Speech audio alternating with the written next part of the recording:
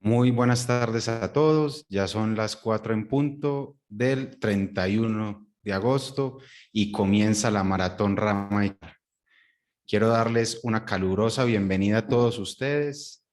Eh, un día importante donde vamos a aprender muchísimo durante toda esta semana. Hemos programado toda una maratón para que lleguemos lo más preparados posibles a ese 12 de septiembre a la prueba, al día de la prueba, digamos, de la convocatoria Rama y CAR. Quiero saludar a todos, a todas las personas conectadas ahora mismo desde la plataforma Zoom y a todos los que se encuentran en el en vivo, en el live de Facebook. Muy buenas tardes a todos. Eh, Quiero, como siempre, solicitar a aquellos que desean que enciendan sus cámaras para que podamos vernos, hacer este encuentro un poco más cercano. Hola Mónica, Franci, ¿cómo están? Karen, Antonio, Adriana, muy buenas tardes para todos. Eh, Quiero saludarlos y quiero que ustedes también nos saluden. Entonces, nos vamos a saludar de la siguiente manera, tanto en Facebook como en Zoom. Van a decir desde dónde nos están viendo el día de hoy y a cuál de las entidades de la ejecutiva o a las 33, a cuál de las 33 corporaciones autónomas regionales se van a presentar. Listo. Para saber, desde la Unión Valle, Bogotá, Centro de Memoria Histórica. Quiero que me confirmen el audio. Alguien acaba de escribir que no me escuchan, pero veo que están escribiendo. Entonces me confirman el audio, una manito arriba en Facebook si me en Zoom si me escuchan bien y en Facebook un like si también me escuchan bien. Listo, veo que hay muchas manitos arriba en Zoom.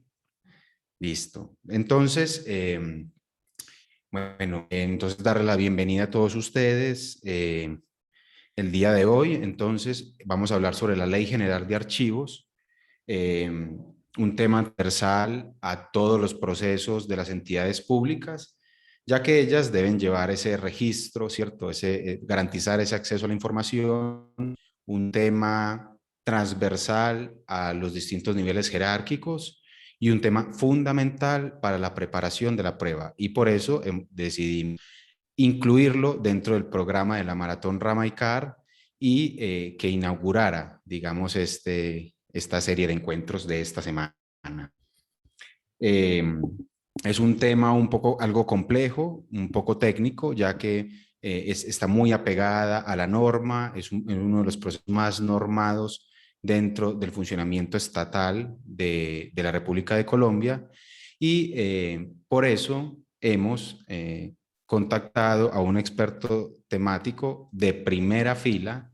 Él es un historiador que va a intentar explicarnos de una manera un poco más sencilla, digamos, los lineamientos y el conjunto de normas, de procesos que rigen todos este funcionamiento de los archivos para que entonces tomemos nota y luego repasemos. ¿Cómo podemos repasar?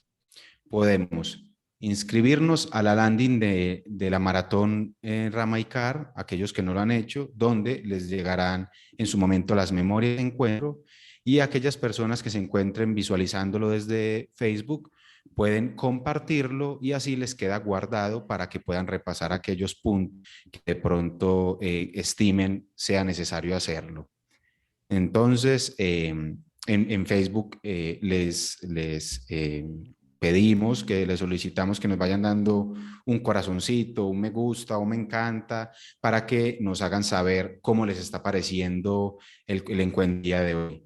Y entonces, sin más dilación, quisiera saludar a Mateo Rodríguez. Mateo Rodríguez es historiador y con amplia experiencia en el Archivo Histórico de Río Negro y en el Archivo General de la Nación. Como les digo, el Grupo GEAR, queriendo que ustedes lleguen lo más preparados a la prueba del 12 de septiembre, ha seleccionado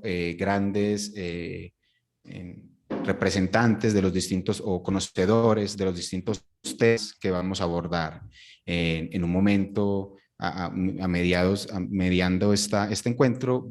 Iremos a revisar cuáles van a ser las próximas acciones para que no se las pierdan. Mateo, ¿cómo estás? Sebas, hola, buenas tardes. Bien, ¿y tú? Yo, como siempre, feliz de compartir un rico con la comunidad GEAR y muy interesado en el tema que vas a dar hoy. Digamos que yo sí también tengo aquí listo el lápiz y papel porque me gusta aprender de todo un poco y sé que contigo vamos a aprender mucho. Cuéntanos un poco, Mateo, acerca brevemente de tu experiencia en el Archivo Histórico de Río Negro y en el Archivo General de la Nación. Sí, Sebas. Bueno, lo que fue el tema del archivo histórico de Río Negro tuvo que ver con un tema de categorización de los archivos. En ese caso específico se pretendía buscar que este archivo tuviera una relevancia nacional y local, que fuera reconocido como patrimonio histórico. Entonces yo participé en una fase de lo que era todo ese proceso, porque es un proceso algo extenso.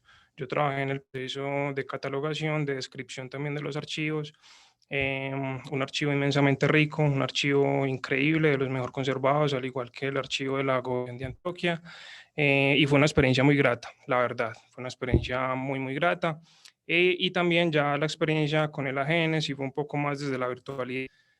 Fue un tema a finales del año pasado, se trabajaron varios fondos documentales, un tema de descripción de archivos también, algo similar a lo que se hizo en negro, pero ya temas más contemporáneos, fechas mucho más cercanas, archivos completamente digitalizados. Digamos lo que fueron como esas ambas las experiencias que he tenido en el tema de los archivos y también propiamente las experiencias de la universidad.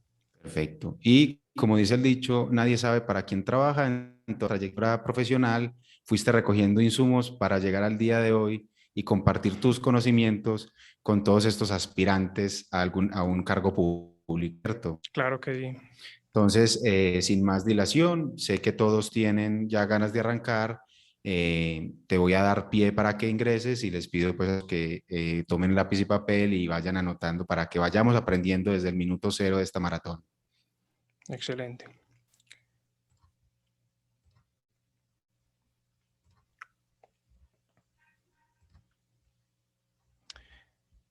Listo, entonces acá tenemos el tema que nos compete el día de hoy, la Ley General de Archivos explicada para todos. ¿Qué vamos a ver en el día de hoy? Primeramente vamos a analizar el tema de las definiciones, que es un archivo histórico, que es un archivo, perdón, que se entiende por archivo, cuál ha sido el contexto. Vamos a ver también la Ley General de Archivos y sus características. Esto va a ser algo más bien genérico. Vamos a ver, digámoslo, como todas las características. También vamos a ver las definiciones básicas de la gestión archivística, que nos van a servir también más adelante para analizar los otros puntos que continúan. El Sistema Nacional de Archivos, obviamente por el Archivo General de la Nación. También miraremos algo de la categorización de los archivos públicos, cómo se organizan, de qué forma, digamos, tienen un orden. También miraremos el tema de series y tipos documentales, y las tablas de retención documental.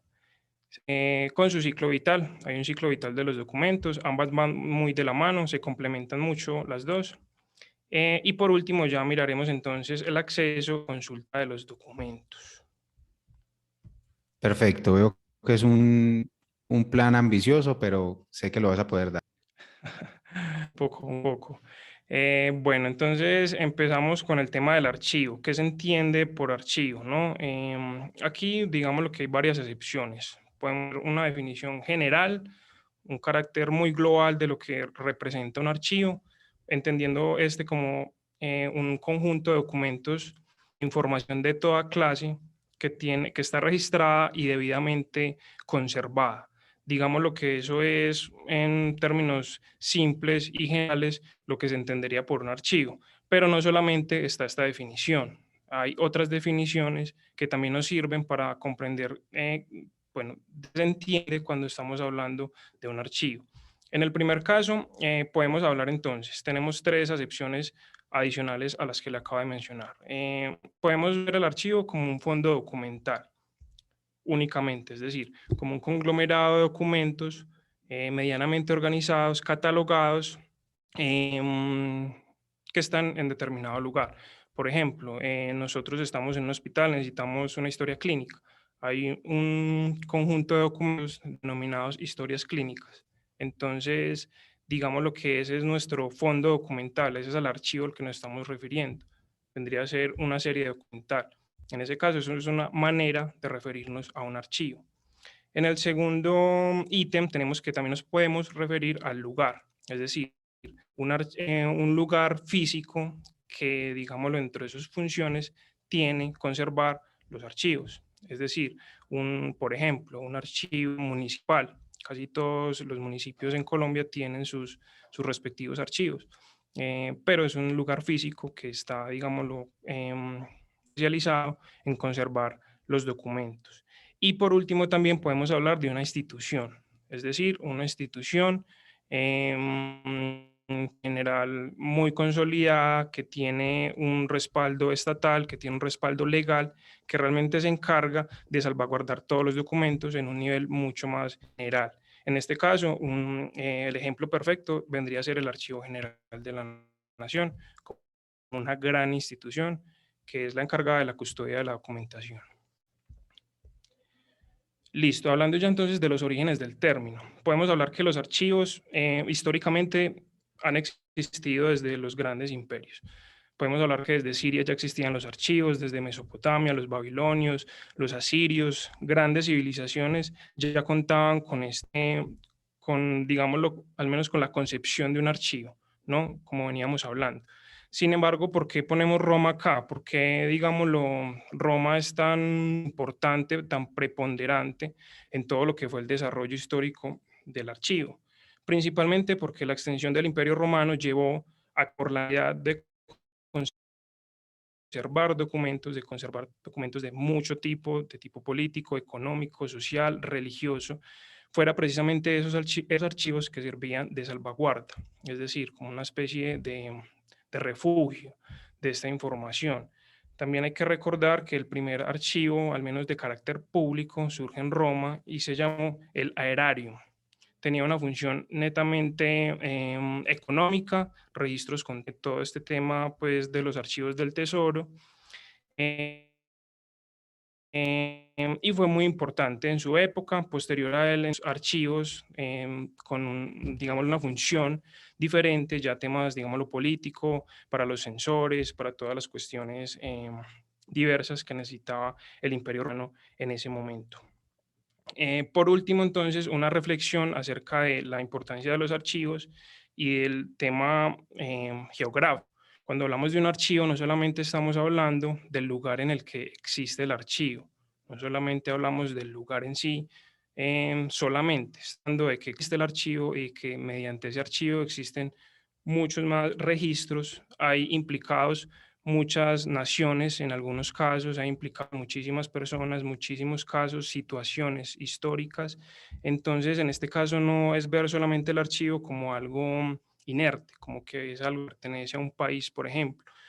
Si tomamos un ejemplo, el Archivo General de Indias le sirve para toda América completa, desde los Estados Unidos hasta Argentina, le sirve a la historia africana, le sirve a Europa, a Asia, lo mismo, por ejemplo, los archivos de Portugal, es el mismo caso, es decir, no es ver el archivo simplemente como que está en un lugar que es fijo, que es estático, sino que también tiene repercusiones en diferentes contextos, en diferentes espacios geográficos.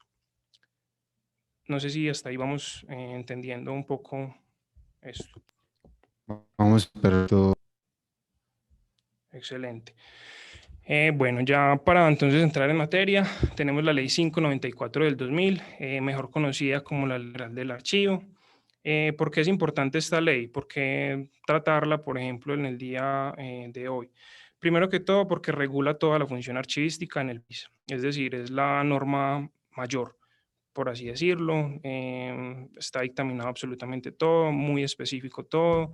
Entonces, lo que los parámetros de la gestión documental están consignados en esta ley.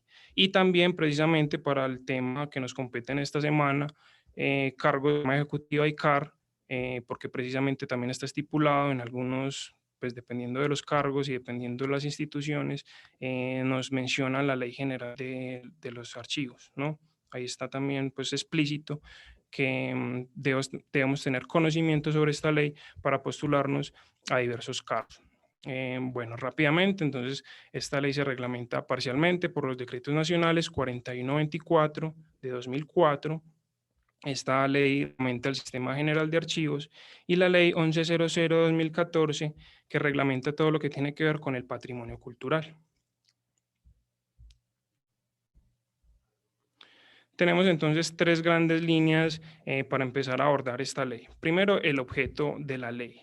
¿Qué pretende esta ley? Fundamentalmente, establecer reglas y principios que regulen la función archivística del Estado. Ese es el objetivo principal de la ley 594. Tenemos un ámbito de aplicación, que este comprende la administración pública en sus diferentes niveles, las entidades privadas que cumplen funciones públicas y los organismos regulados por la ley. En este caso, si bien el objeto nos habla de una función archivística del Estado, dentro del ámbito de aplicación menciona el tema privado, es decir, no es solamente un tema estatal, parco, así simple, sino que también están archivos privados que pueden llegar a tener un carácter público. Entonces, también es buena como esa aclaración, no entender esto solamente como algo estatal, sino que también desde el ámbito privado hay muchas aristas que conectan también con el tema estatal.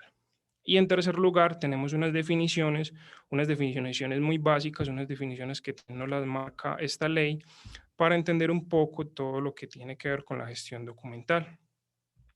Empezamos entonces con los conceptos. Tenemos en primer lugar el archivo total. Esto viene a ser contemplado como el proceso integral por el cual pasan los documentos en su ciclo vital. El tema del ciclo vital de los documentos lo vamos a mirar también más adelante. Lo que quiere decir esto es que se entiende como un archivo total precisamente todo ese proceso, ¿no? Desde el inicio hasta que finaliza. Tenemos lo que es un documento de archivo.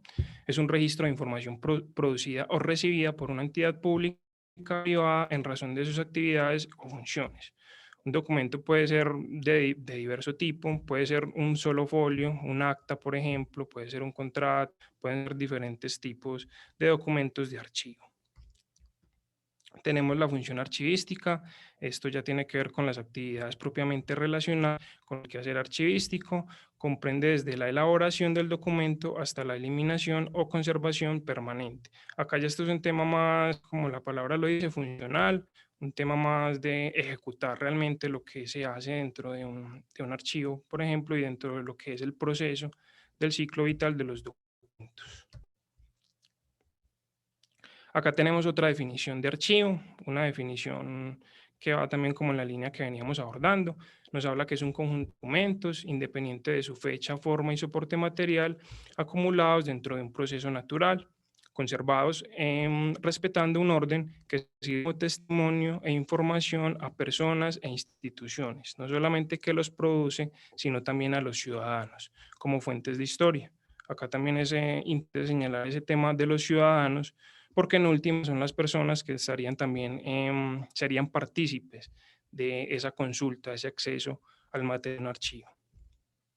Tenemos lo que es un archivo público.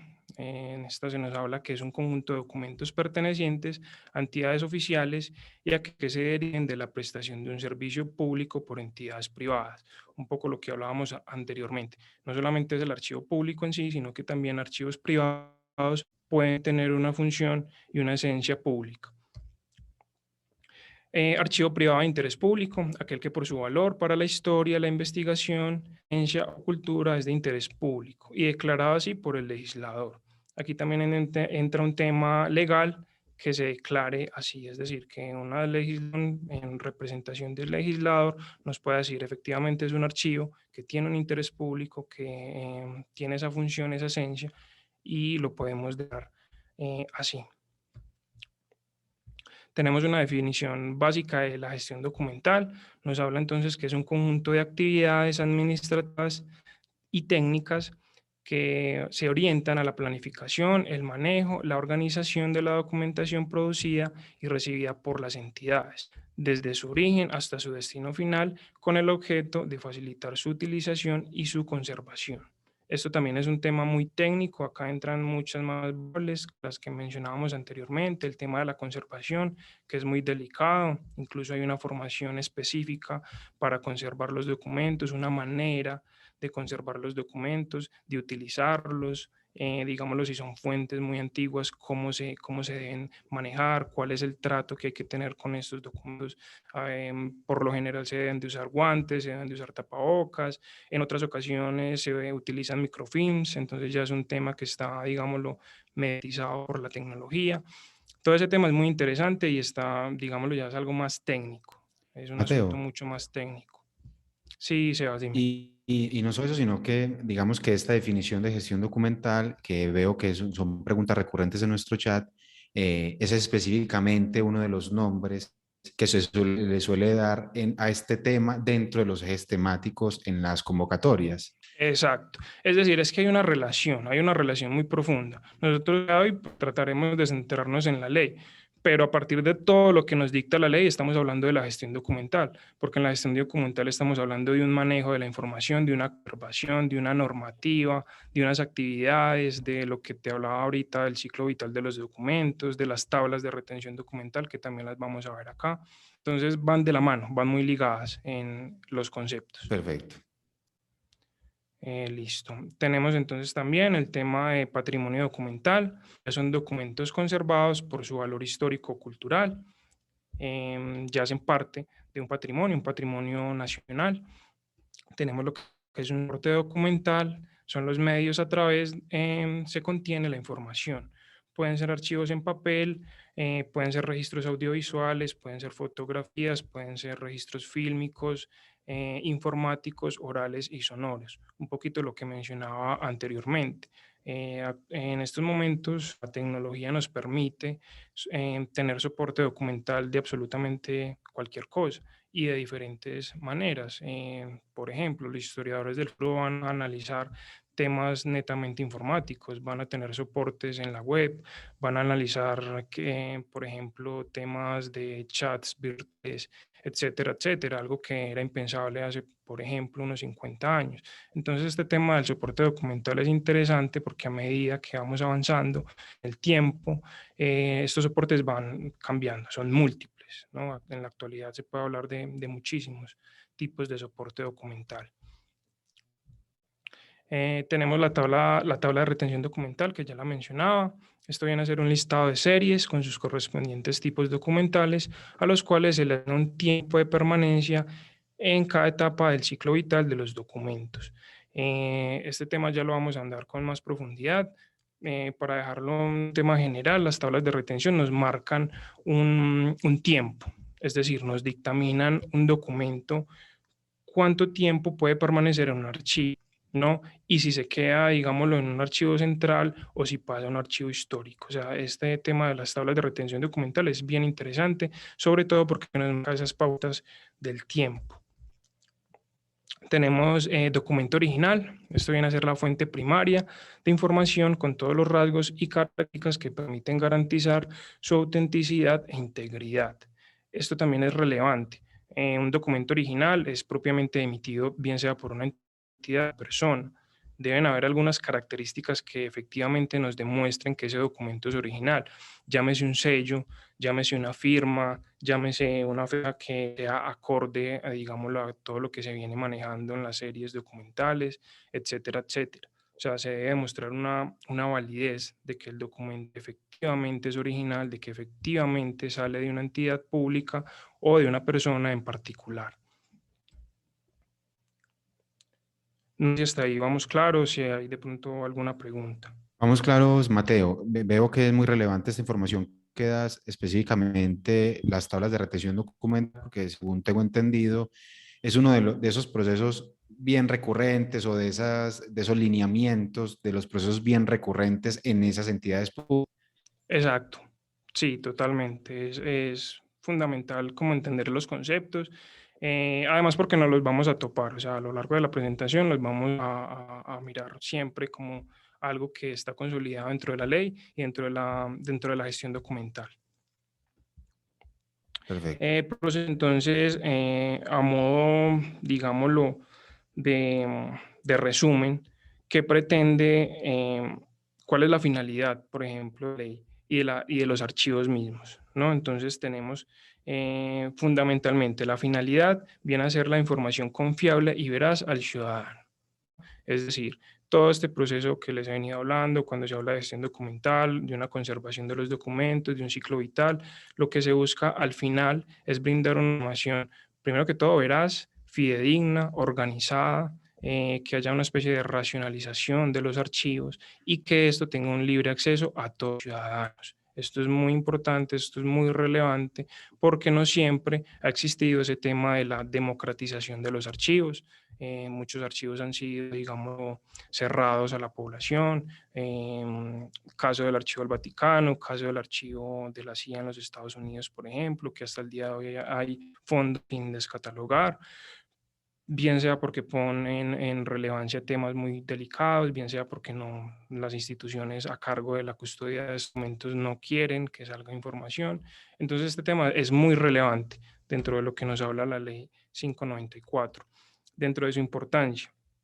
Vemos que la importancia de los archivos radica principalmente en una toma de decisiones, es decir, las decisiones que tomamos a partir de la información que se encuentra en estos archivos y también del registro del patrimonio y de la identidad nacional. Esto es absolutamente fundamental.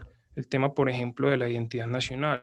Quizá no haya mejor elemento para hablar del tema de identidad nacional, más allá, por ejemplo, de una camisa de la Selección Colombia, de un cero, de, digámoslo, otros tipos de elementos que se usan para hablar de una identidad nacional, que lo que nos brindan, por ejemplo, los archivos históricos. Realmente está alto, hay un tema muy amplio que se puede hablar, que se puede investigar, que se puede indagar, y que eso también a la final nos otorga cierta conciencia nacional. Eso es muy importante. Por último, tenemos un tema de responsabilidad. Esto viene a ser la administración pública, que según la ley es la encargada de todo lo que tiene que ver con la gestión documental y la administración de los archivos. Acá también quiero hacer un paréntesis con el tema de responsabilidad. Si bien es lo que nos dicta la ley, no es solamente la responsabilidad estatal. Es decir, aquí también hay una responsabilidad ciudadana. Y pongo un caso concreto y puntual, el tema de la Comuna 13 en la ciudad de Medellín. A partir de la Operación Orión en el año 2002, todo el tema pues del conflicto entre guerrillas, paramilitares, grupos armados, eh, digámoslo que todas estas personas, todos los ciudadanos empiezan a conformar pequeños archivos, registros fotográficos, a conformar registros textuales, testimonios, registros fílmicos, etcétera, etcétera, y a partir de ahí van dándole como una red, dándole como algo a la sociedad y a ellos mismos también.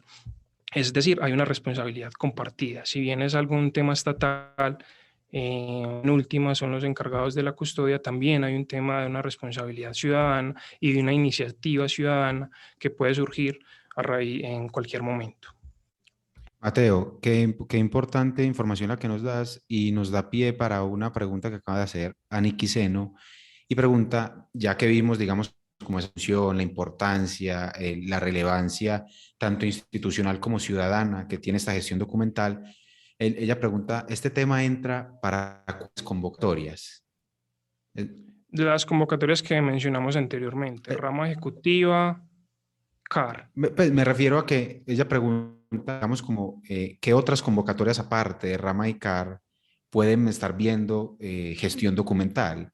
Y Al realmente, tema de Nación 3, por ejemplo, aunque creo pues que ya el examen pasó, si no estoy mal me aclaras tú, Sebas. Aquí en el tema de Nación 3 estaba, por ejemplo, el Centro Nacional de Memoria Histórica, habían diversas instituciones que se menciona también esta ley, porque eran directamente toman apartados de esta ley, Nación correcto, 3, por ejemplo. pero de acuerdo al slide que nos presentaste anteriormente, digamos que uno puede decir que la gestión documental es un tema transversal Es un tema transversal. a las distintas entidades públicas. Es un Entonces, tema transversal, podría totalmente, uno Sebas. decir que las personas que están ahora mismo aspirando a a una vacante en la convocatoria Rama y CAR, que se encuentren de pronto pensando en participar en otra o estén en este momento participando en otra, esta exposición les va a servir para prepararse bien para esas otras pruebas, puesto que es un tema tan transversal en el manejo institucional de los documentos que, digamos, le puede ser de utilidad, ¿cierto? Exacto, sí. No, lo que se habla acá es un tema transversal totalmente, es un tema que converge en casi todas las instituciones, por lo general en casi todas las entidades se habla de un archivo, muy por lo general, porque digámoslo es lo que se produce, son los registros, son los soportes documentales que tiene casi que cualquier institución, ¿no? Ya sería como algo anormal que no exista como un archivo, que no exista como un soporte documental de la gente que se contrata, de los diversos temas fiscales, contables, etcétera, etcétera. O sea, es un tema que nos, digámoslo, toca todos los estamentos a nivel nacional. Perfecto. Listo. Continuamos entonces con el tema del Archivo General de la Nación. Esto también hace parte de lo que a un nivel más global se habla de lo que es el Sistema Nacional de Archivos, cabeza del Archivo General de la Nación. Tenemos entonces que la Ley 80 de 1989 y la Ley 594 del 2000 establece las competencias de la AGN. ¿Cuáles son estas competencias? Fundamentalmente tenemos cuatro. Promover y modernizar los archivos del país. Esto es algo relevante, esto es algo también fundamental a los ojos de hoy. Por ejemplo, el tema de la modernización de los archivos. Muchos archivos están siendo paulatinamente catalogados en páginas web. Se está haciendo un proceso muy amplio en todo lo que tiene que ver con los registros que se puedan consultar desde Internet, que sea algo más sencillo, que no implique un desplazamiento, que no implique pues como todo ese tema de ir propiamente al lugar, sino que se pueda consultar desde cualquier lugar. Se habla también de un diseño de la política archivística. Ellos también dictaminan todo lo que tiene que ver con el tema y la política archivística, conservar, organizar, hundir el patrimonio documental de la nación. Esto es bien importante, ya el tema de la conservación lo hablamos un poco anteriormente, la organización que es fundamental y que vamos a ella eh, posteriormente, y el tema de la difusión también, es decir, qué se encuentra, qué se sabe de los archivos, qué información nos muestra. Esto es bien relevante. Y también administrar el Sistema Nacional de Archivos. Ya como, digamos, la información adicional y general, hablamos pues que ya el Archivo General de la Nación como entidad física se encuentra en la ciudad de Bogotá, aparece en 1992, es una creación del reconocido, el renombrado arquitecto Rogelio Salmona, que también es bien interesante, tiene una construcción, la verdad, bastante particular estéticamente. Ya pasamos entonces al tema del Sistema Nacional de Archivos. ¿Quiénes lo integran? Como mencionábamos entonces ahorita, encabezado por el Archivo General de la Nación, y posteriormente están los archivos de las entidades del Estado en los niveles de organización administrativa y territorial. ¿Qué se entiende cuando se habla de organización administrativa? Simplemente es como el tema, es como la rama a la cual pertenece. Si es una rama judicial, si es una rama legislativa, eh, de eso nos habla la organización administrativa y la organización territorial, es decir, a dónde pertenece. Si es un esquema a nivel de gobernación, a nivel municipal o el distrital. Como definición general, tenemos entonces que sería un conjunto de instituciones archivísticas articuladas que posibilitan una unificación de contenidos, una reciprocidad también, un apoyo mutuo en todo lo que en todo lo que son las funciones artísticas. Y también promueve el desarrollo de centros de información, de salvaguardar el patrimonio documental y también el acceso a los ciudadanos de la información de estos documentos. ¿Qué buscará entonces el Sistema Nacional de Archivos? Tenemos tres ejes fundamentales. El primero de ellos, la modernización de la función archivística. Esto también va como en concordancia a las funciones de la AGN. La cooperación e integración de los archivos, fundamental y clave en un proceso nacional de archivos. Y por último tenemos la promoción de la sensibilidad de la administración pública y de los ciudadanos acerca de la importancia de los archivos. Esto es muy importante.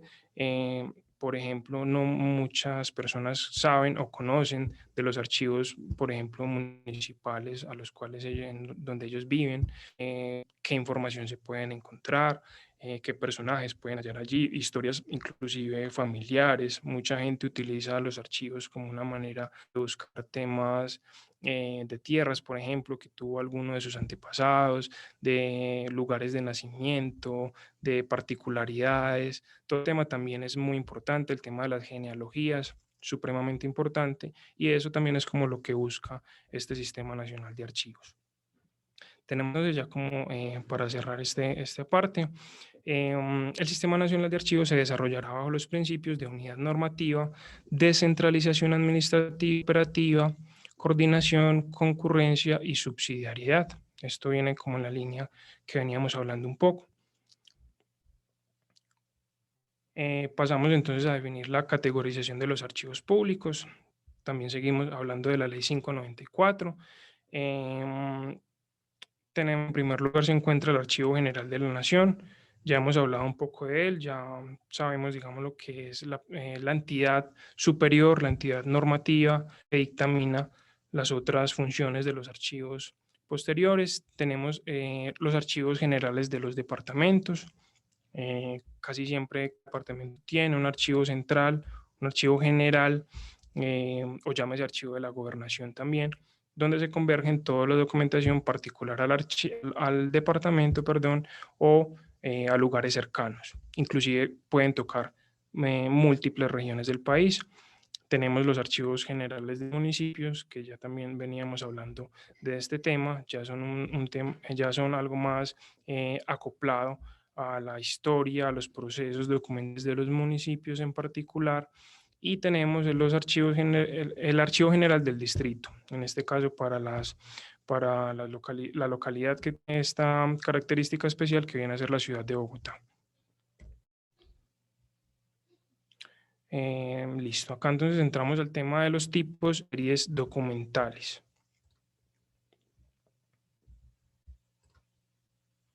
Tenemos entonces que una serie documental es el conjunto de unidades documentales, de estructura y de contenidos homogéneos, emanados por un mismo órgano productor como consecuencia de un ejercicio de sus funciones específicas. Por ejemplo, podemos hablar de informes, de actas, de circulares, de memorandos, de contratos. Eso viene a ser una serie documental. Cada una es independiente. Cada una es algo que debe ir, digámoslo en términos de organización, separada y diferenciada de las otras. Si estamos hablando de historias laborales, entonces son historias laborales. Si estamos hablando de informes, son informes. Cada una viene a ser una serie documental y asimismo debe ir organizada. Hablamos también dentro de las series de subseries documentales.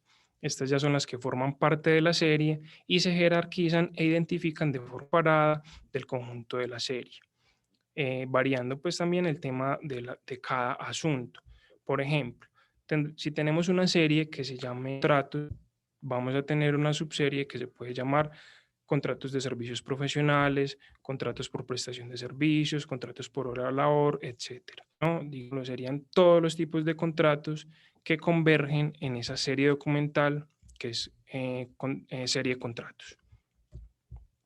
Por último, tenemos los tipos de unidad documental. Esta viene a ser la unidad mínima que reúne todas las características para ser considerado un documento. Son, por ejemplo, piezas únicas, documentales, puede ser un acta, puede ser un oficio, un informe. Por ejemplo, en el tema de un contrato puede ser cada página, cada folio del contrato total. No sé si hasta ahí vamos claros con este tema. Vamos claro, digamos que lo que quiere hablar el slide anterior, digamos, es como de una jerarquización, ¿cierto? Un sistema para catalogar y organizar y ordenar en los archivos esos tipos de productos o de información que se va generando en las distintas entidades. Exacto, sí, en cualquier entidad o incluso en cualquier, digámoslo, empresa de carácter privado, debe haber este tipo de organización, ¿no? Es como para no perderme dentro de un conjunto documental gigantesco que se puede llegar a producir en determinado tiempo, sino como ubicar. Bueno, entonces tenemos esta serie documental, tenemos esta subserie documental y tenemos este tipo de documentos, como un tema de orden, un tema de organización que casi archivo se ciñe a, a él. Bueno, ya entonces en concordancia con el tema anterior, tengo lo que son las tablas de retención documental. Las tablas de retención documental vienen a ser el listado de series con sus correspondientes subseries y tipos de documentos de los que hablamos anteriormente, a los cuales se les asigna un tiempo de permanencia en cada ciclo vital de los documentos. Acá entonces ya juntamos los conceptos anteriores con la tabla de retención documental. En este caso, lo que me dicta una tabla de retención documental es el tiempo estipulado que va a permanecer un documento en determinado archivo, ¿no? Esto es fundamental porque a partir de ahí se derogan también otras opciones, otras transferencias archivísticas, bien sea para que un documento por su importancia, por sus valores, pase a un archivo histórico, bien sea para que un archivo se elimine, bien sea para que un archivo permanezca mucho tiempo en un archivo central, etcétera, etcétera. ¿Y qué logramos entonces con las tablas de retención documental? En primer lugar, facilitar el manejo de la información. Esto es clave, esto viene como en orden de ideas a lo que mencionaba anteriormente, no perdernos en la información de los documentos, agilizar el control y el acceso a los documentos a través de los tiempos de retención en ella estipulados, ¿no? Que estos documentos se puedan usar, que sean útiles, que tengan unos valores definidos, que ya vamos a hablar de esos valores primarios y secundarios. Permite también a la administración proporcionar un servicio eficiente, garantiza la selección y conservación de los documentos que tienen carácter permanente. Esto ya también lo mencionábamos anteriormente. Y por último, regulan las transferencias de los documentos en las fases de archivo, ¿no? Digamos lo que para estos puntos fundamentales nos sirve la elaboración de las tablas de retención documental. Pasamos entonces a hablar de los procesos técnicos, las tablas de retención documental, es decir, el paso a paso. ¿Qué hago primero para entrar a elaborar una tabla de retención documental? Entonces, lo primero que hay que tener presente es la identificación, es decir, reconocer qué tipo de documentación estoy tratando. Aquí entramos a mirar, a observar las secciones, las series, las subseries documentales y qué estructura más o menos orgánico-funcional tiene la entidad, ¿no? Aquí simplemente es como observar, es decir, qué hay, simplemente, o sea, es una observación, es ver, efectivamente, hay un orden, no hay un orden, porque también se puede dar el caso de que no haya un orden absoluto, de que precisamente esa sea nuestra tarea, entrar a recoger los documentos y entrar también a ordenarlos. Si están ordenados, perfecto. Si no, pues entonces ya también sería otra parte del proceso de las tablas de red documental. Pasamos aquí al tema de la valoración. El objetivo es proteger el patrimonio documental mediante el establecimiento de valores primarios y secundarios, así también como la permanencia en cada una de las fases del archivo. Cuando hablamos de valores primarios y secundarios, estamos hablando entonces de valores que se le dan a los documentos. En primer lugar, cuando se habla, aquí tenemos algunos ejemplos, paso aquí la diapositiva rápidamente, de lo que son valores primarios y valores secundarios. En el tema primario, fundamentalmente nos habla de un documento que tiene carácter funcional, que se utiliza, tiene, digamos, un tiempo de uso muy recurrente, que es importante, que tiene un tema legal detrás, que ha implicado también temas fiscales, temas legales. Todos estos temas vienen a ser valores primarios de un documento, ¿no? Y es lo que primero se analiza al entrar a variar cualquier tipo de documentación. Y también se nos habla de valores secundarios, que ya son valores agregados a la documentación. Es decir, se hace porque es un momento históricamente muy relevante, culturalmente muy importante o científicamente, o en el ámbito cultural también. Ya es un valor adicional que se le otorga también a los documentos. Aquí entra también ya el proceso de selección. Ya este es el proceso mediante el cual se determina la conservación parcial de la documentación. Es decir, qué me sirve y qué no me sirve. Hago primero una identificación, posteriormente hago un reconocimiento de valores, ¿no? Una valoración de los documentos para seleccionar precisamente qué me sirve y qué no me sirve, qué está en función de la entidad en la cual estamos representando y qué definitivamente no va o no nos va a servir en absoluto en determinado momento. ¿Qué nos sirve este proceso de selección? Primero que todo, optimizar el control y facilitar el acceso de los documentos requeridos por la administración, por el usuario externo. Es decir, no vamos a ofrecer documentación que no le sirva ni a la entidad ni al usuario que lo vaya a consultar. Ofrecer acervos documentales integrales que reflejen la estructura de la entidad productora. También el tema de reducir tiempos en espacio, costos materiales, esto es muy relevante. Algunas entidades cuentan con un espacio muy limitado, casi que el espacio vale oro.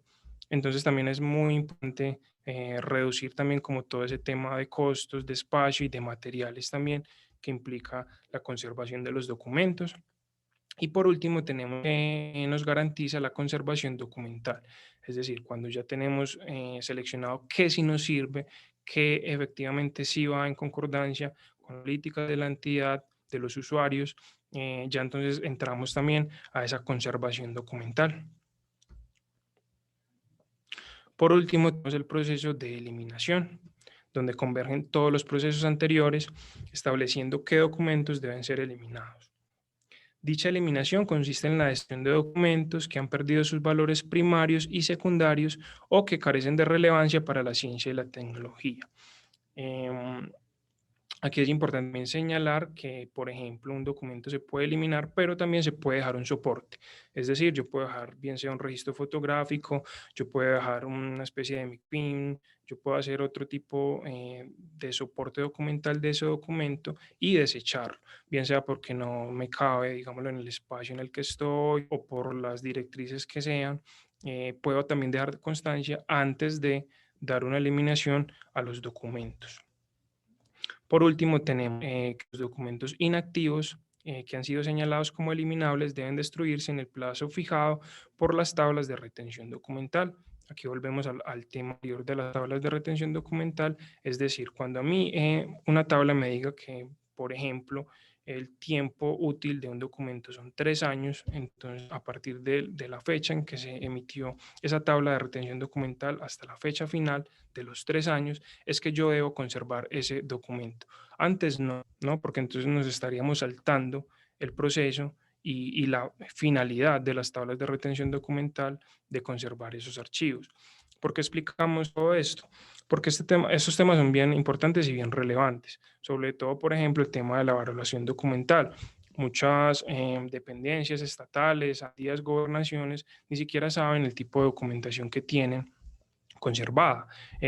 Para poner un caso rápidamente y muy sonado, en la ciudad de Cartagena, en cierta administración, algún alcalde de la ciudad preguntó como que habían unos papeles arrumados, que eso qué era, nadie le supo dar razón de qué documentación era. Esta persona toma la determinación de eliminar todos esos documentos, de arrojarlos al mar sin más. ¿No? Y le estaban arrojando al mar era precisamente el archivo de la Real Inquisición de Cartagena, ¿no? Teniendo que, por ejemplo, solamente hubo 3 reales inquisiciones en América, la de la Nueva España, que viene a ser México, el Virreinato del Perú y el Virreinato de la Nueva Granada. Es decir, arrojó una parte importantísima de la historia, documentos, en fin, o sea, un valor incalculable por el simple desconocimiento, es decir, por ni siquiera entrar a valorar qué hay, qué documentos hay, a qué época perteneces, de qué me hablan esos documentos, ¿no? Si no se realizan estos procedimientos de una manera adecuada, de una manera correcta, se pueden incurrir en esta clase de episodios. Mateo, si quieres, antes de que continuemos, hacemos un repaso del proceso. Por ejemplo, Sí, en el caso que pones, dicho alcalde debería haber comenzado por una identificación de esos exacto, documentos, ¿cierto? Que quiere decir como ver qué contienen, qué están conservando, ¿cierto? exacto. Sí, o sea, eso es supremamente importante. Eh, Cada paso es muy relevante. ¿Por qué? Porque en el tema de la identificación, yo de entrada reconozco un archivo está organizado o no está organizado. O sea, partiendo de ahí. Tiene unas series, tiene unas subseries documentales o no las tiene. Me voy a perder información, tengo que hacer un proceso mucho más arduo, me voy a demorar mucho tiempo más si no hay un orden preestablecido o, por el caso contrario, felicitaciones, si ya hay un proceso organizado, si ya cada tipo documental se encuentra debidamente indexado, ¿no? Es decir, hay un índice general que nos habla de cada documento, de su foliación, cada uno de los fondos está con los numeritos, está foliado, es decir, ya hay un orden, una estructura lógica para abordar estos documentos. Si no se hace el tema de la valoración, lo que mencionaba anteriormente, o sea, si no se conocen valores primarios, si no se conocen valores secundarios, tampoco se tiene como una noción general de qué tipo de documentación estamos hablando, ¿no? Es información relevante, es información que efectivamente merece una conservación, un tratamiento archivístico, o es información que realmente es irrelevante, que no tiene nada que ver con las funciones de la entidad, que se va a hacer una transferencia de archivos, porque, digámoslo, le compete más a otra entidad que a la entidad en la cual está la documentación. La valoración también es fundamental en ese proceso archivístico. Sí, Em, entonces, por ejemplo, un valor primario lo haría un documento como si yo soy contratista con el Estado y se genera un contrato, tendría un valor funcional, entonces sería un valor exacto, primario. En el exacto. Ese es mi caso, valor primario. ¿Por qué? Porque es un tema legal, es decir, estamos contratando a una persona. Hay dinero implicado de por medio, hay un tema legal, hay un tema contractual. Es decir, es un valor primario fundamental, inclusive acá mismo lo vemos en la presentación, está de primero. Es un tema que nos compete a casi cualquier organismo, cualquier empresa, cualquier entidad, el tema de los contratos, ¿no? Ahí de entrada hay un valor primario, fundamental, no solamente para la entidad, sino también para la persona que firma el contrato y o en, los terceros eso, implicados en el contrato. correcto. Y en el caso, por ejemplo, del ejemplo de Cartagena, triste ejemplo que nos pones, eh, sería un valor secundario porque tiene un valor histórico, ¿cierto? Y muy representativo para nosotros, ¿cierto? Exacto, sí, ese tema sí sería un valor secundario, pero también podría ser un valor primario. ¿Por qué? Porque, por ejemplo, si se hubiera hecho digámoslo, una buena tabla de retención documental, se establecería que es un archivo único en su especie. Lo que te mencionaba, ya hay valores históricos muy importantes, ya hay procesos que el mismo Archivo General de la Nación dictamina convertir un archivo que no necesariamente tiene estos valores primarios de los que venimos hablando en un archivo de categoría patrimonial, ¿no? Ya ahí se habla de un tema de patrimonio, es decir, quizá no tendría los valores primarios, pero tenía un valor como patrimonio histórico, no solamente para Colombia, sino para múltiples países, increíble e invaluable Listo. en Entonces, ese caso. y de acuerdo a estos valores que se identifican, entonces la entidad determina el tiempo que debe guardarlo, preservarlo, conservarlo, ¿cierto? Exacto. No lo Ya ahí si bien mismo la duración de un contrato de tabla de retención documental que la de este archivo, pues perdido lastimosamente, ¿cierto? exacto. Sí, y aquí viene la importancia también de las tablas de retención documental, es decir, ¿qué tiempo vamos a conservar un documento? ¿Vamos a tener contratos de hace 10, 20 años o vamos a tener contratos de hace 5, 10 años? ¿No? O sea, un tema funcional, un tema que nos permita como, bueno, es realmente información que tenemos que tener a la mano, que tiene que estar constantemente consultando. Adicional a esto, porque también hay un tema de que los archivos constantemente van a estar recibiendo información, ¿no? Siempre se van a elaborar nuevos tipos de documentos, siempre van a haber nuevos tipos de soportes, entonces también es un tema de espacio, es un tema de que el tiempo avanza y entonces necesitamos como ir teniendo una organización funcional, real, estratégica que permita esa función archivística. Listo. Mateo, por aquí nos están haciendo una pregunta muy insistentemente y es, ¿quién determina esos tiempos? ¿La norma, la entidad, el Archivo General de la Nación? Una decisión cuando es un documento relevante, ya están establecidos.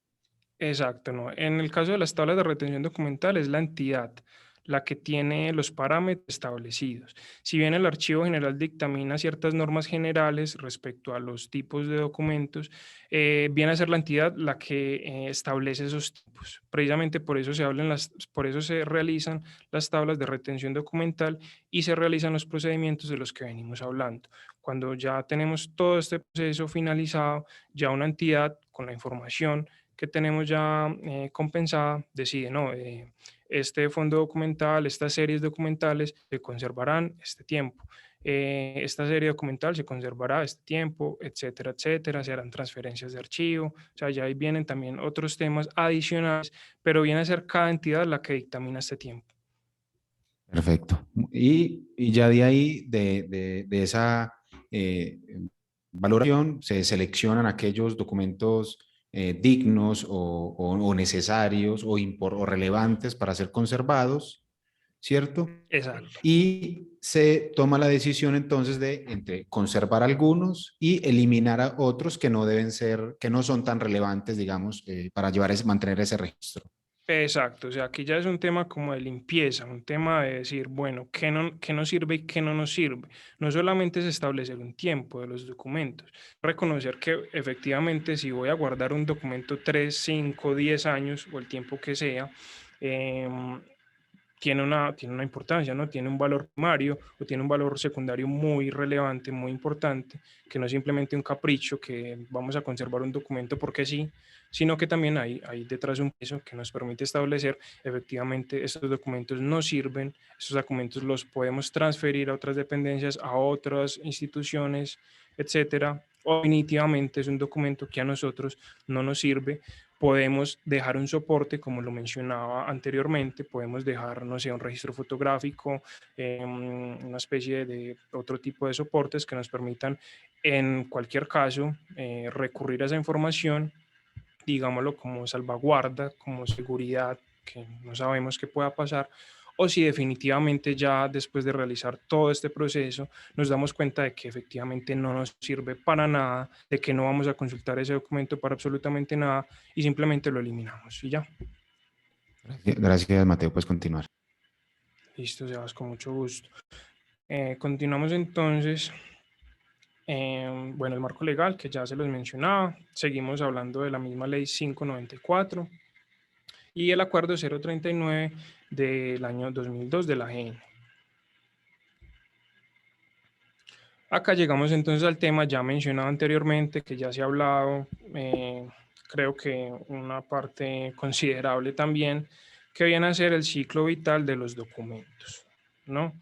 Entonces tenemos, en primer lugar, el archivo de gestión o el archivo de oficina. ¿Qué es mi archivo de gestión? Es donde se produce la documentación o donde me llega la documentación, ¿no? Es digamos, lo que el archivo número uno, es decir, el archivo que tiene una utilidad, donde los documentos constantemente están siendo consultados, no solamente consultados, sino que también llegan y llegan otro tipo de documentos.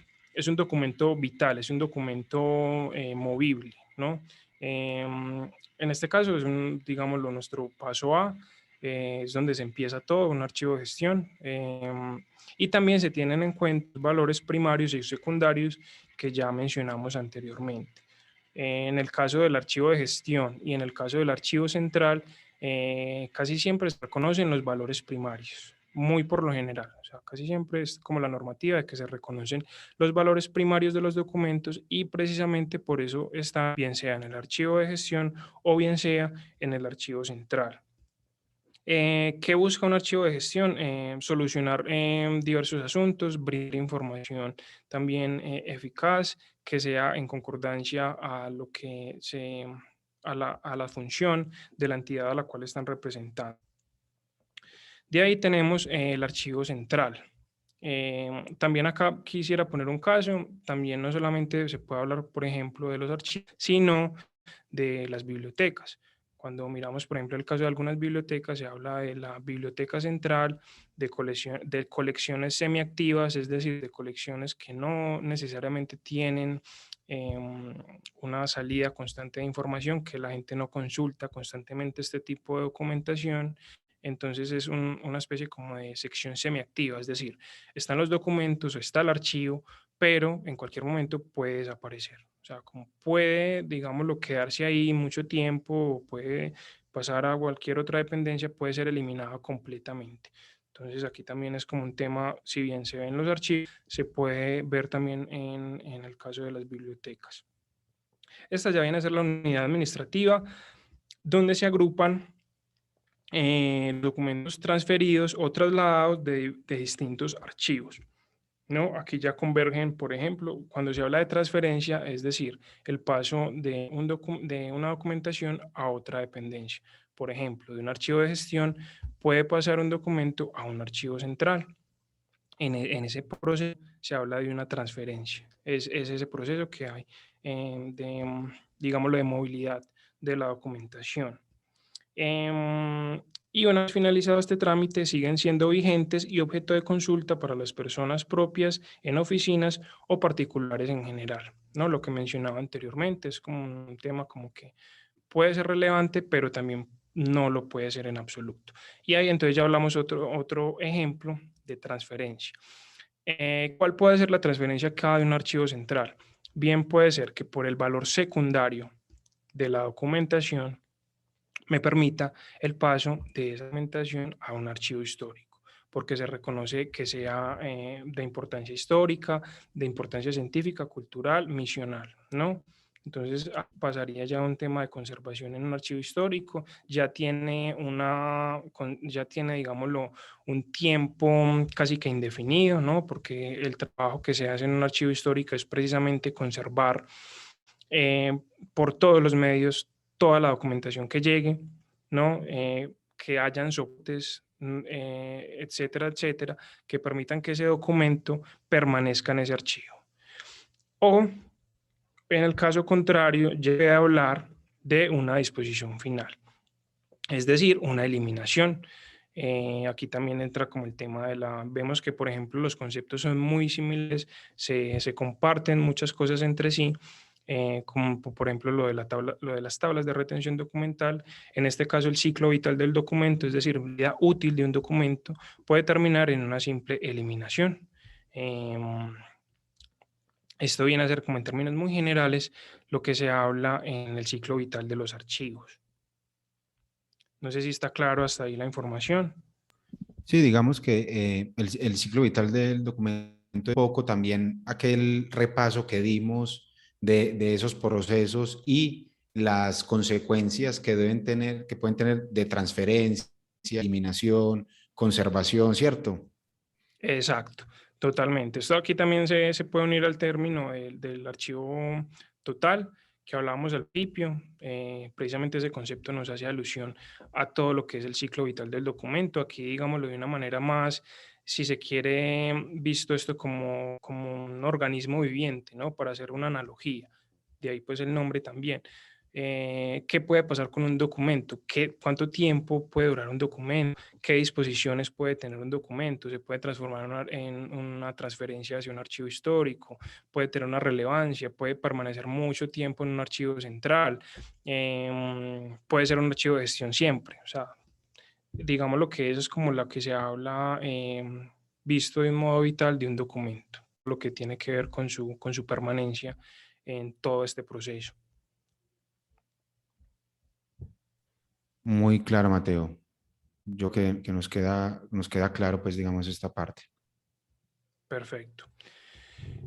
Y ya entonces, acotando, digámoslo, la presentación y, digámoslo, los temas, se nos habla entonces de un acceso y una consulta de la documentación reglamentada por los artículos 27, 28 y 29 de la Ley 594 del 2000. ¿Qué nos dice este acceso y esta consulta a los documentos? En primer lugar, que todas las personas tienen derecho a consultar los documentos de archivos públicos y que se les expida una copia de los mismos.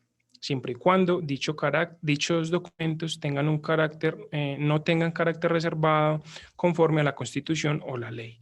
Esto también es como lo que veníamos hablando anteriormente, pero fundamentalmente, es decir, como el resumen de todo lo que quiere la Ley General de Archivos, de todo lo que se quiere lograr con una tabla de retención documental, con un ciclo vital de los documentos, como se le quiera mencionar, es que esa información, esos archivos sean de consulta pública, que cualquier persona, si desea solicitar una copia, si desea realizar una consulta, bien sea presencial, bien sea mediante la web, lo puede hacer sin ningún problema. Es decir, que no se pongan trabas, que no se pongan, digo, complicaciones al momento de realizar estas consultas, como en efecto puede ocurrir, como mencionaba anteriormente, dentro de los archivos por las personas que lo custodian.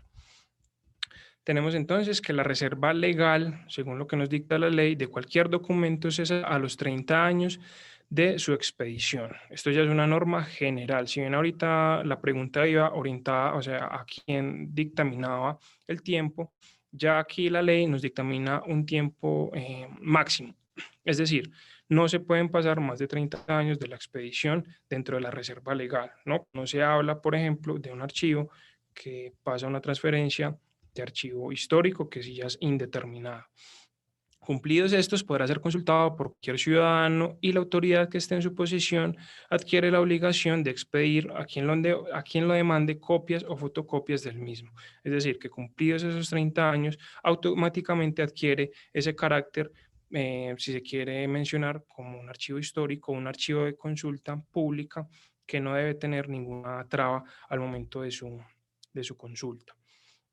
Por último, tenemos que cuando los documentos históricos presenten un deterioro físico que impidan su conservación o impidan su acceso directo, las instituciones suministrarán la información contenida en estos mediante un sistema de reproducción que no afecte la conservación del documento y que certifique también su autenticidad, ¿no? Es decir, en el caso de los archivos históricos, por ejemplo, hay algunos que por su composición, por la tinta que se usa, por los temas ambientales, temas de hongos, en fin, o sea, aquí intervienen múltiples temas, se pueden deteriorar, se pueden pulverizar, la tinta se puede traspasar del papel, etcétera, etcétera. En algunos casos, cuando ya se ha hecho un proceso de identificación, de valoración documental y hay una información resumida respecto a ese documento, una obligación de la institución que esté a cargo de documento suministrar. Es decir, si bien el documento puede que no esté físicamente, ya no se tenga una consulta digámoslo, física del documento, sí es una obligación de que se muestre esa valoración que se hizo, esa información que hay alrededor de ese documento, de qué nos está hablando, de qué lugares, etcétera, etcétera. Aquí se puede mencionar también un caso personal, por ejemplo, en el Archivo Histórico de Río Negro, si bien habían documentos magistralmente conservados, también habían algunos que efectivamente no estaban para nada bien conservados, que ya el papel estaba completamente pulverizado, inclusive habían algunos que tenían elementos en su interior que no tenían nada que ver, e inclusive en mi caso llegué a ver una roca dentro de un documento de estos, entonces ya nos podremos dar cuenta de en qué condiciones puede llegar un documento de estos a encontrarse. Entonces, cuando se hace un proceso de valoración documental y se tiene información, es vital que, que esta información quede y que se suministre también a las personas.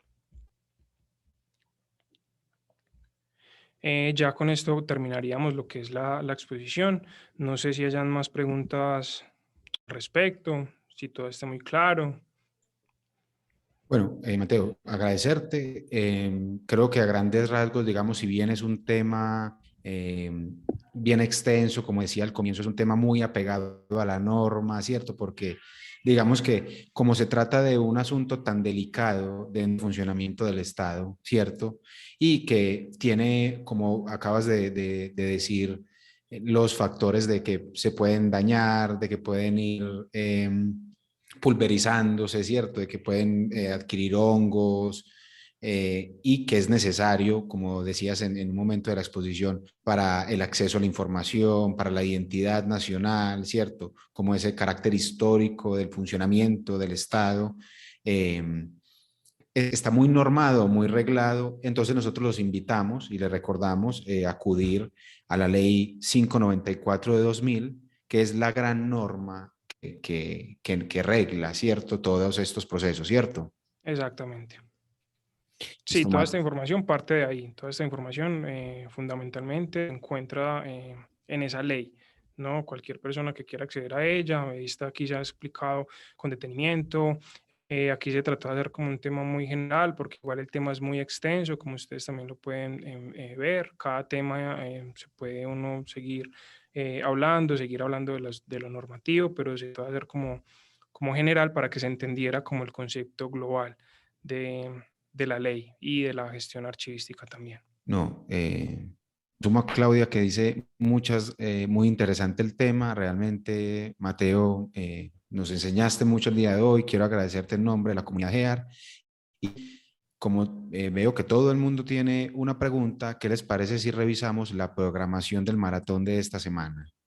Para que lo tengamos todos claro. Yo les voy compartiendo pantalla mientras van respondiendo esta encuesta. Y Mateo, ¿me estás viendo mi pantalla? Sí, sí, Sebas, ahí lo estoy viendo. Listo. Bueno, el maratón de estudios Rama y CAR hoy comenzó con Mateo.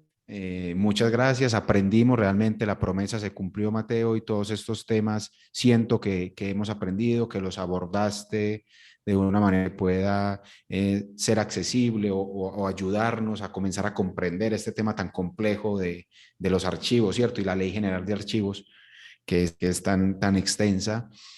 Y el día de mañana, miércoles 1 de septiembre a las 4 de la tarde, vamos a abordar el tema del Plan Nacional de Desarrollo con nada más y nada menos que Juan Fernando López, el subdirector de la Corporación Autónoma Regional de las Cuencas del Río Negro, Inare, Cornare. Nos va a hablar del Plan Nacional de Desarrollo y entre ellos los temas puntuales que va a abordar es la política pública del orden nacional, planes de gestión nacional, gestión ambiental y la misión de Cornare frente a la planeación nacional. En el chat vi que están preguntando específicamente por esta conferencia del día de mañana, que si nos sirve para cualquier tipo de corporación autónoma regional. Si bien el doctor Juan Fernando López es subdirector de Cornare, va a abordar el tema para que sea aplicable, comprensible y útil para todos aquellos que vayan a presentarse a cualquier corporación autónoma regional. Tendremos algunos ejemplos específicos de Cornare, pero ser una corporación autónoma regional está normada, digamos, bajo los mismos parámetros que cualquier otra corporación autónoma regional y entonces sí es aplicable. El jueves 2 de septiembre a las 4 de la tarde abordaremos el tema de derecho ambiental. Julio Alberto Dávila nos va a hablar de derecho ambiental, nos va a contar sobre principios básicos del derecho ambiental, normas ambientales en Colombia, las CAR, sus funciones y el desarrollo sostenible y el Sistema Nacional Ambiental. Recuerden, el jueves 2 de septiembre a las 4 de la tarde. El viernes 3 de septiembre, también a las 4 de la tarde, hablaremos sobre distractores en la prueba. Diomedes Posada, un recurrente y ya muy reconocido acá en la comunidad GEAR, nos va a hablar entonces sobre qué son los distractores, cómo identificarlos, nos va a dar herramientas o tips para superarlos en el día de la prueba y la clave de los distractores, que es la comprensión casuística. No se lo pierdan, es un tema que nos va a ayudar a llegar con muchas herramientas a ese 12 de septiembre. El sábado 4 de septiembre a las 10 de la mañana, este es el único seminario que cambia de horario. El sábado 4 de septiembre a las 10 de la mañana vamos a abordar el Código Único Disciplinario. Otro tema muy transversal, muy relevante, aplicable a los distintos niveles jerárquicos Y nos va a hablar entonces de la ley disciplinaria, las acciones disciplinarias, derechos, deberes, prohibiciones, incompatibilidades, impedimentos o conflictos de intereses del servidor público, las faltas, las sanciones y los procedimientos disciplinarios y recursos sobre estas acciones disciplinarias. Recuerden, el sábado 4 de septiembre a las 10 de la mañana. Y el martes 7 de septiembre a las 4 de la tarde, yo frente a ustedes dándoles tips y consejos para ese día de la prueba, para hacernos un poco más sencilla, un poco más amigable esas horas que vamos a dedicar de concentración, para hacernos más fácil ese momento, ese encuentro frente a la prueba.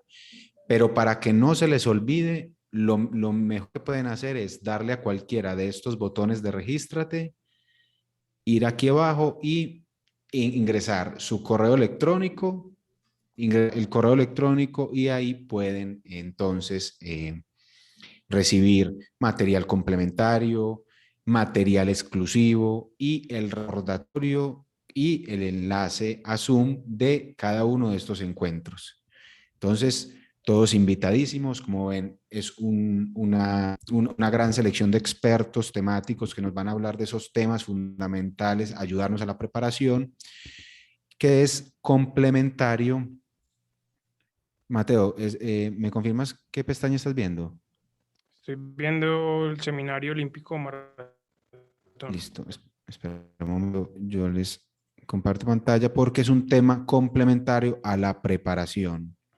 Y para esa preparación tenemos ese curso intensivo, ¿cierto? Diseñado para nosotros prepararnos de una manera efectiva, rápida, con esos ejes temáticos y esos contenidos relevantes, fundamentales, intransversales para cualquiera de los 3 niveles que ofrece la convocatoria Rama y CAR, ¿cierto? Personalizable por las distintas entidades con un costo de 99,000 pesos, donde ustedes van a poder de una manera rápida, efectiva, prepararse.